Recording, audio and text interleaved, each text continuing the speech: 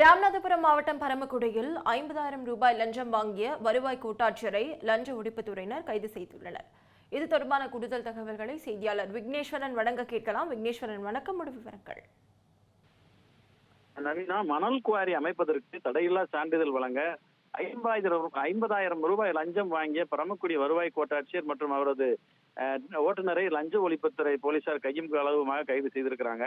அதாவது ராமநாதபுரம் மாவட்டம் பரமக்குடி வருவாய் கோட்டாட்சியராக பணியாற்றி வருபவர் சரவண பெருமாள். இவரது அலுவலகத்திற்கு மணல் குவாரி அமைப்பதற்கான தடையில்லா சான்றிதழ், அதாவது என்ஓசி வழங்க கோரி பெயர் குறிப்பிட விரும்பாத மனுதாரர் ஒருவர் கடந்த 11 மாதங்களுக்கு முன்பாக விண்ணப்பித்திருந்திருக்கிறாரு.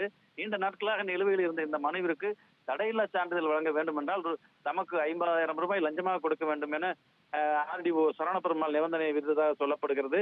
லஞ்சம் கொடுக்க விரும்பாத அந்த மனுதாரர் இது குறித்து உடனடியாக ராமநாதபுரம் மாவட்ட லஞ்ச ஒழிப்புத்துறை போலீசாரிடம் புகார் அளித்து தொடர்ந்து வழக்கு பதிவு செய்த லஞ்ச ஒழிப்புத்துறை போலீசார் அதிகாரியை குறிவைத்து பிடிக்க திட்டமிட்டிருக்காங்க. அதன்படி ரசாயனம் தடவிய 50,000 ரூபாய் பணத்தை மனுதாரரிடம் கொடுத்து அதனை ஆர்டிஓ சரவண பெருமாளிடம் வழங்குமாறு அறிவுறுத்தியதை தொடர்ந்து திட்டமிட்டபடி மனுதாரர் ரசாயனம் தடவிய பணத்தை பரமக்குடி வருவாய் கோட்டாட்சியர் சரவண பெருமாளிடம் வழங்கிய போது அங்கு ரகசியமாக மறைந்திருந்த லஞ்ச ஒழிப்புத்துறை போலீசார் லஞ்ச பணத்தை பெற்றுக்கொண்ட ஆர்டிஓ சரவண பெருமாளை கையும் களவுமாக பிடித்து இன்னைக்கு கைது செய்திருக்கிறாங்க.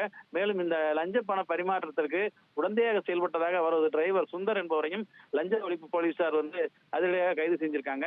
கைது செய்யப்பட்ட வருவாய் கோட்டாட்சியர் சரவண பெருமாள் மற்றும் டிரைவர் சுந்தர் ஆகிய இருவரிடமும் லஞ்ச ஒழிப்புத்துறை போலீசார் தொடர்ந்து தீவிர விசாரணை மேற்கொண்டு வராங்க. அரசு அதிகாரி ஒருவர், குறிப்பாக வருவாய்த்துறை அதிகாரி ஒருவர் 50,000 ரூபாய் லஞ்சம் வாங்கி கைதான இந்த சம்பவம் பரமக்குடி மற்றும் ராமநாதபுரம் வட்டாரத்தில் பெரும் பரபரப்பை ஏற்படுத்தியிருக்கிறது. நவீனா, முழு விவரங்களுக்கு நன்றி விக்னேஸ்வரன்.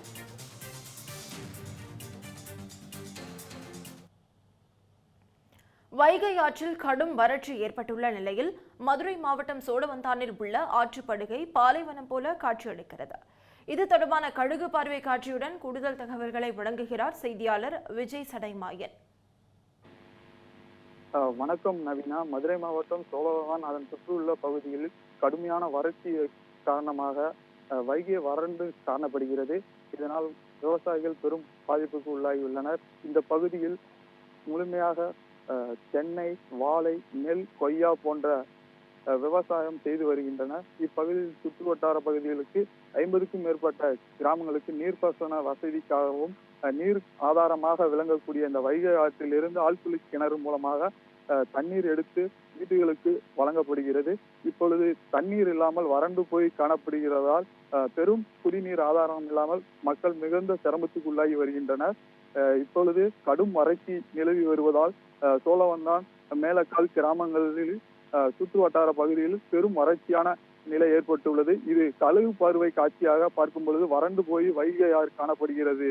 நவீனா, குறிப்பிட்ட நேரங்களில் மழை போதிய அளவில் பெய்யாததால் விவசாயிகள் மிகுந்த சிரமத்துக்கு உள்ளாகி தண்ணீர் இல்லாமல் தவித்து வருகின்றனர். நவீனா, முழு விவரங்களுக்கு நன்றி விஜய் சடைமாயன். தமிழ் ஜனம் சேனலை சப்ஸ்கிரைப் பண்ணாம பார்த்துட்டு இருந்தீங்கன்னா மறக்காம சப்ஸ்கிரைப் பண்ணிடுங்க.